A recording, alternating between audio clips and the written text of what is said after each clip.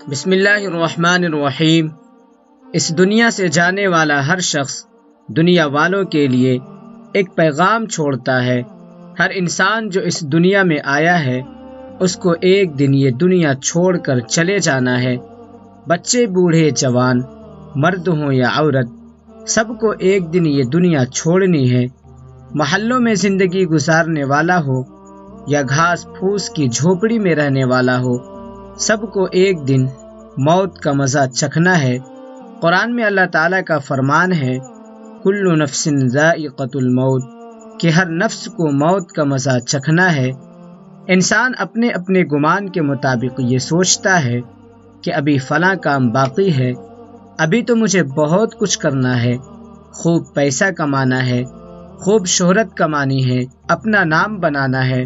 لیکن موت جو تمہاری دہلیز تک آ پہنچی ہے اس سے غافل ہو جاتا ہے اور موت اپنا لقمہ بنا لیتی ہے۔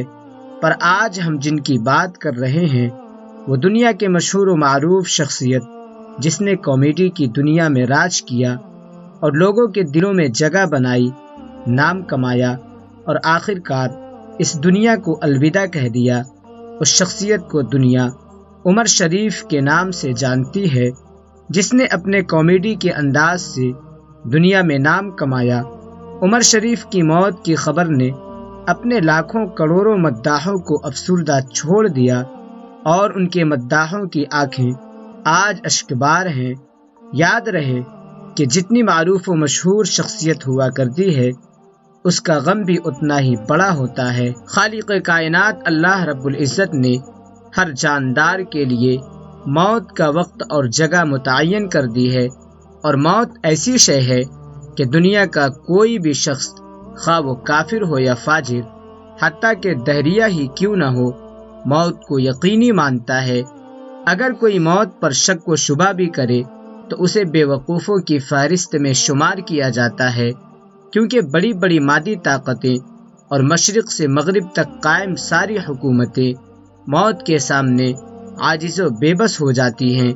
موت بندوں کو ہلاک کرنے والی، بچوں کو یتیم کرنے والی، عورتوں کو بیوہ بنانے والی، دنیاوی ظاہری سہاروں کو ختم کرنے والی، دلوں کو تھرانے والی، آنکھوں کو رلانے والی، بستیوں کو اجاڑنے والی، جماعتوں کو منتشر کرنے والی، لذتوں کو ختم کرنے والی، امیدوں پر پانی پھیرنے والی، ظالموں کو جہنم کی وادیوں میں جھلسانے والی اور متقیوں کو جنت کے بالا خانوں تک پہنچانے والی شے ہے۔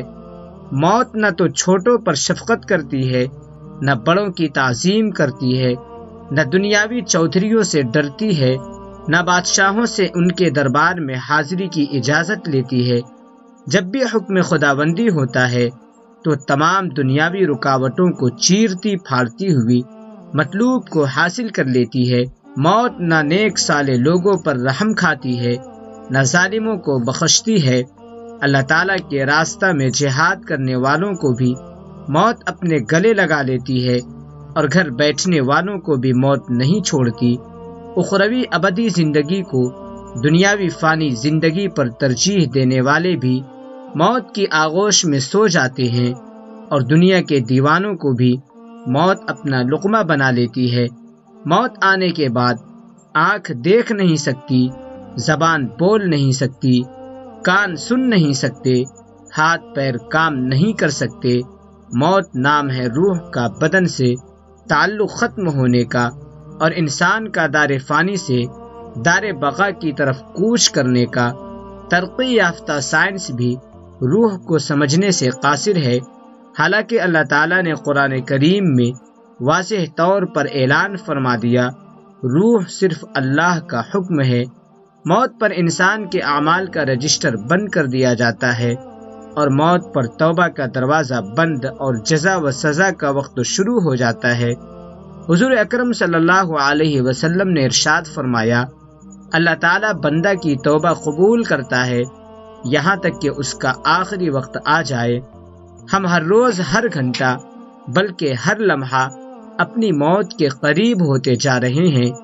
سال، مہینے اور دن گزرنے پر ہم کہتے ہیں کہ ہماری عمر اتنی ہو گئی، لیکن حقیقت یہ ہے کہ یہ ایام ہماری زندگی سے کم ہو گئے۔ تو دوستو، کسی نے کیا ہی خوب کہا ہے، آگاہ اپنی موت سے بالکل خبر نہیں، سامان 100 برس کا پل کی خبر نہیں۔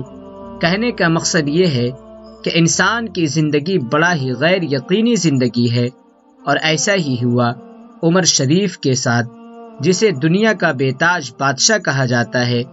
عمر شریف کو پاکستان سے علاج کی غرض سے 28 ستمبر کو ایئر ایمبولینس کے ذریعے امریکہ روانہ کیا گیا تھا، اور اس سے پہلے عمر شریف کا علاج کراچی کے نامور ہسپتالوں میں ہو رہا تھا، پر کراچی کے ڈاکٹروں نے ان کو مشورہ دیا تھا کہ وہ اپنے علاج کے سلسلے میں امریکہ چلے جائیں، اور سب تیاریاں مکمل کر لی گئی تھیں، اور عمر شریف کو امریکہ کا سفر 28 ستمبر کو شروع ہو چکا تھا۔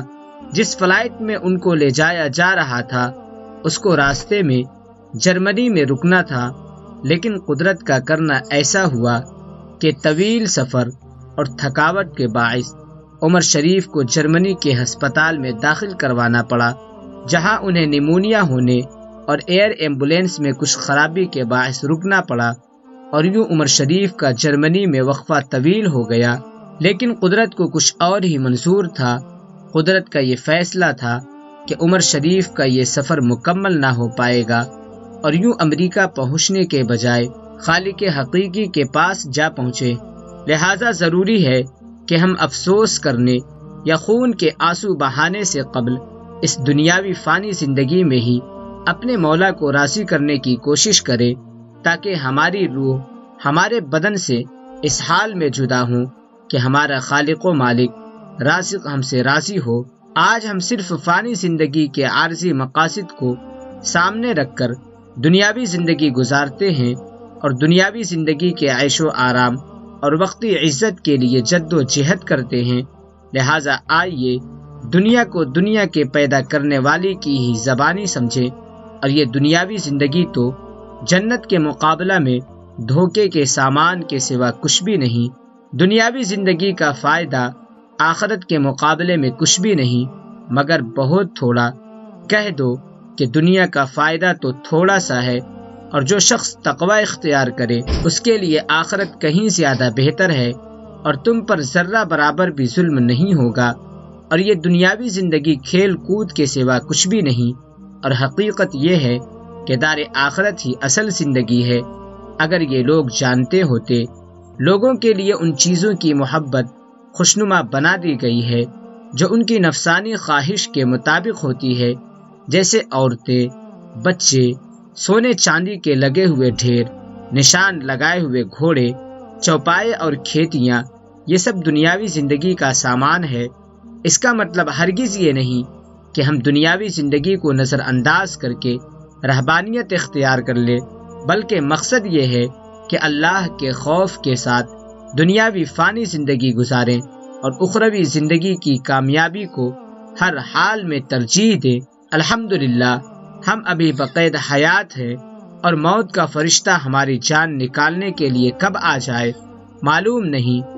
حضور اکرم صلی اللہ علیہ وسلم نے ارشاد فرمایا، 5 امور سے قبل 5 امور سے فائدہ اٹھایا جائے، بڑھاپا آنے سے قبل جوانی سے، مرنے سے قبل زندگی سے، کام آنے سے قبل خالی وقت سے، غربت آنے سے قبل مال سے، بیماری سے قبل صحت سے۔